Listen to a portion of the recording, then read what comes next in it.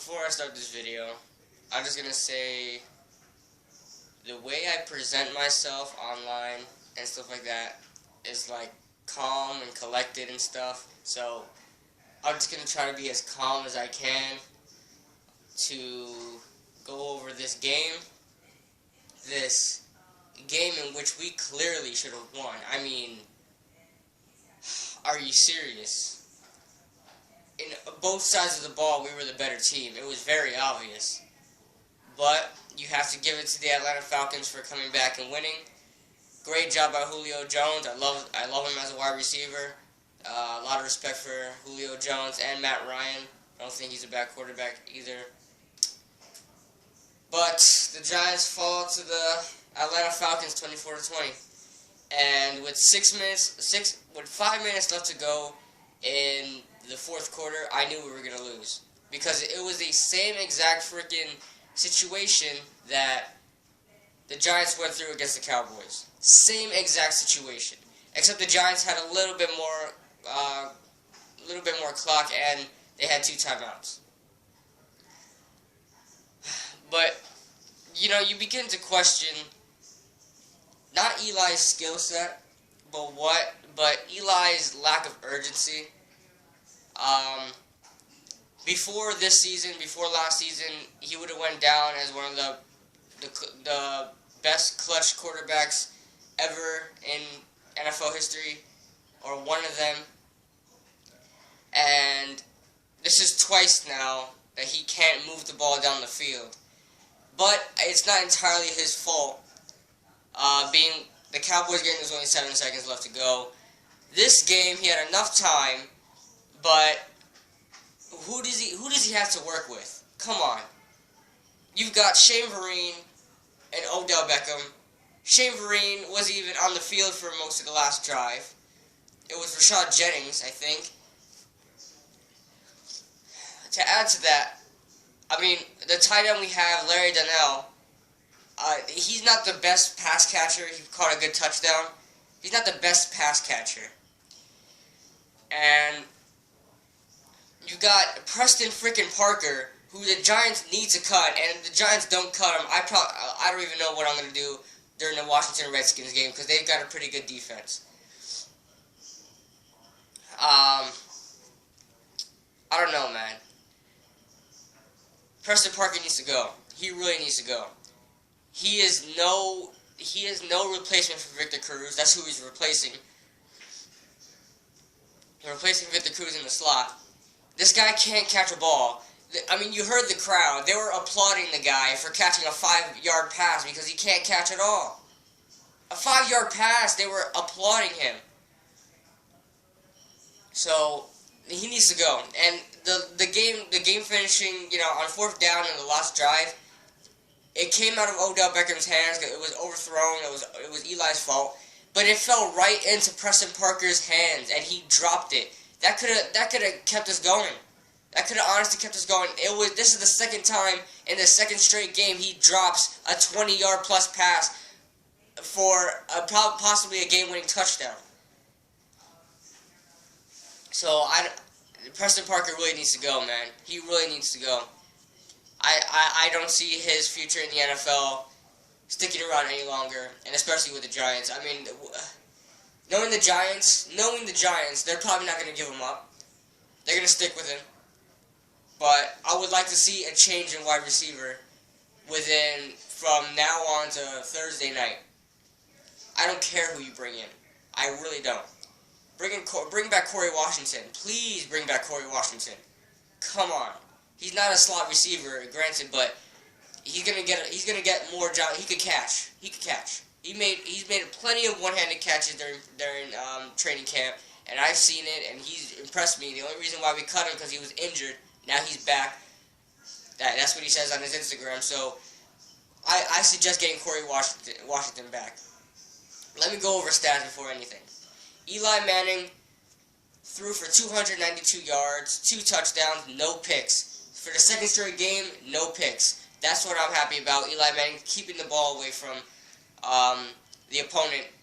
He almost got picked twice at the last drive because he overshot it, but none of it was entirely his fault. He did overshoot it, don't get me wrong, but it did hit the receiver's hands. It just tipped. It was a tip drill. So he got sacked only twice last year. Last game he only got sacked once, I believe. And so, Eli, the offensive line is actually looking really good. So I don't want to hear any people, if you got Giants fans, do not blame this on the offensive line. Those 2 fumbles were not the offensive line fault. Eli Manning was in the pocket for more than 4 seconds, and that's probably the average a quarterback stays in the pocket. So do not blame the offensive line. The offensive line did great today, even with Eric Flowers getting injured. Justin Pugh stepped in, played left tackle very well. So I'm proud of the offensive line. Rushing, Andre Williams had a solid day with a 35-yard gain. His longest was a 35-yard gain. He dragged 2 defenders, like an extra 5 yards. So I guess you could say we got a mini beast mode on our team. Then we've got Eli Manning, our second leading rusher, 2 rushes for 23 yards. You have got to be out of your freaking mind that we have this 3-headed monster, and Eli Manning is one of the 3-headed one head of the 3-headed monster. You've got to be kidding me. Shane Vereen, I'm not expecting him to rush much, but he did fine. 6 rushes for 19 yards, nothing impressive. But I'm not expecting him to rush. I want him to pass catch, and that's exactly what he did today. Had almost 80 yards in the passing game. Rashad Jennings, absolutely just his poor performance. Terrible by Rashad Jennings. This guy didn't even go past 10 yards yesterday. 9 rushes for 12 yards. His longest was 6 yards. Now you guys are knowing what I'm saying from last year that I wanted Andre Williams to start. It's unfortunate that Rashad Jennings had to get injured in order for Andre Williams to get the start. But whatever. But on the bright side, for the second straight game, we have over 90 yards rushing, almost 100. Last year it was last year. Why do I keep saying that? Last year. Last week it was 99 yards, and this week it's 97. It's not good enough, but it's almost average. So I believe we'll break out against, I don't know what team, but so your leading tackler, Devon Kennard, the only good freaking linebacker on our team. And that's another thing. We need to get some better linebackers in the draft. Next year in the draft, our first round pick, the safeties are doing fine, so I'm not worried about them. I thought that would be a huge question, honestly. Safeties are doing just fine. Our first round pick needs to be a linebacker. It needs to be a linebacker, and it needs to be a middle linebacker. It really does. Outside linebacker, I think we're pretty fine. JT Thomas and Devon Kennard, but John Beeson, I swear, you can't depend on that guy for anything. You can't depend on him. He's not gonna play probably. I'll give him 5 games. And that's stretching it. This guy's gonna miss all the season for a freaking knee sprain. That Marcus Kuhn also has, and we have a big hole on defensive tackle as well.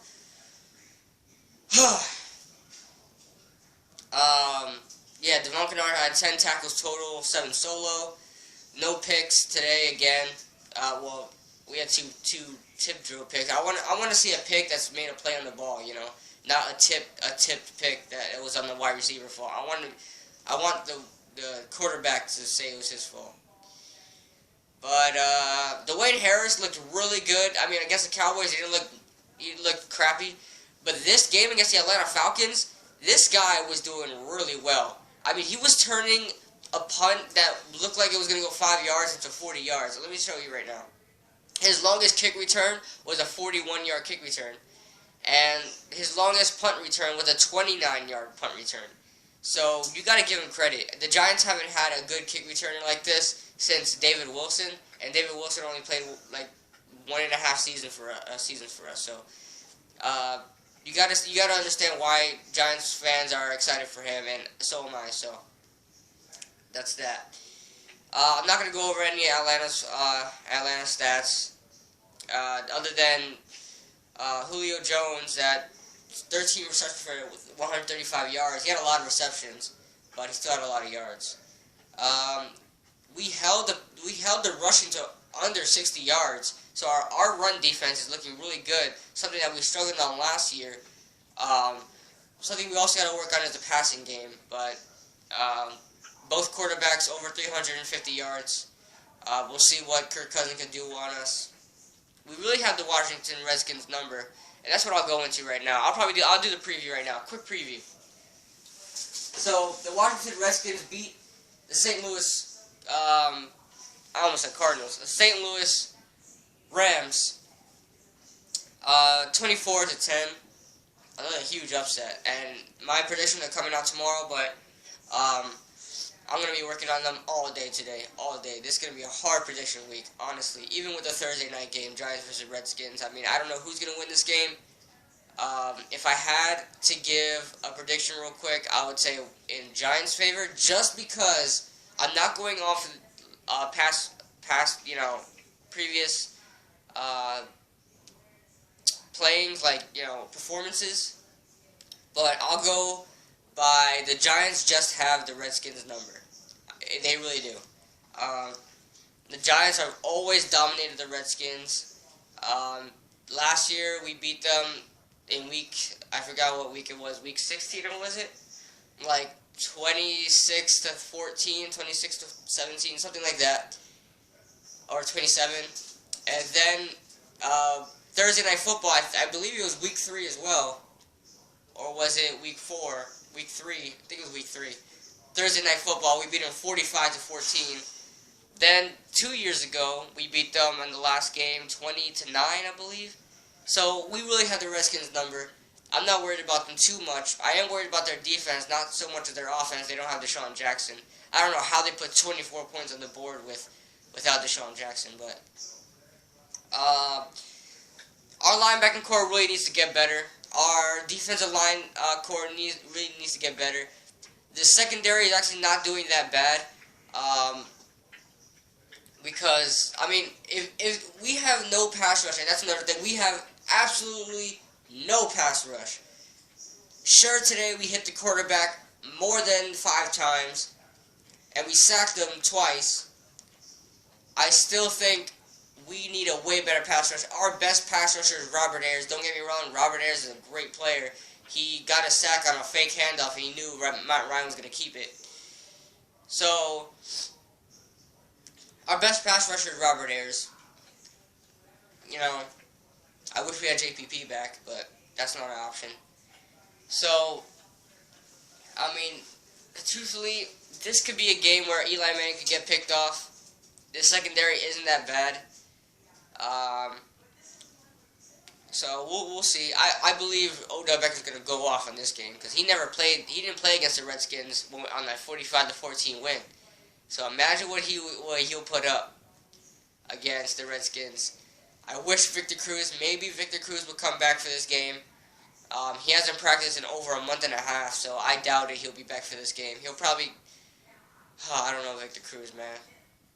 He'll probably be back week 6, week 7, I'm going to give it. So, you know, it sucks. Ruben Randle, by the way, is getting over knee tendonitis, so you Giants fans that are saying, why wasn't Ruben Randle part of the passing game? He's not able to run, he's not able to cut as well. It's a miracle that this guy's even in the game. He's getting over knee tendonitis, and you don't really want to upset that knee again, otherwise he'll be out for another. He barely played the preseason because of that knee tendonitis, so it's getting a hold of him. He's always suffered it every year, but fought through it. But he said this year is really bad, so cut some slack on Ruben Randle. He's not able to perform the way he wants to and the way he can. So, bottom line, real quick, the Washington Redskins are going to lose to the Giants. I don't care. You never give up on the Giants if you're a Giants fan. Through thick and thin. I'm always a Giants fan. I'll never give up hope on this team. I may say, you know, they're out of playoff contention. There's not really any hope right now, but Tony Romo's gone. So Tony Romo's gone. I mean, I never want to see injured players. I never applaud for injured players to get injured. But Tony, just to, you know, we can take advantage of this. Tony Romo and Des Bryant aren't there, and the Eagles are looking terrible. They can't rush for anything. And the Washington Redskins are probably the only threat in the NFC East. So the Giants have a legitimate shot at winning this division. we're not going to get a wild card. I promise you that. It needs to be to win a division. Because this is going to be the NFC least this year. For sure. So, thank you guys for watching. I didn't want to make this video too long, but whatever. Thank you guys for watching. I will see you guys tomorrow for the Week 3 predictions. Peace.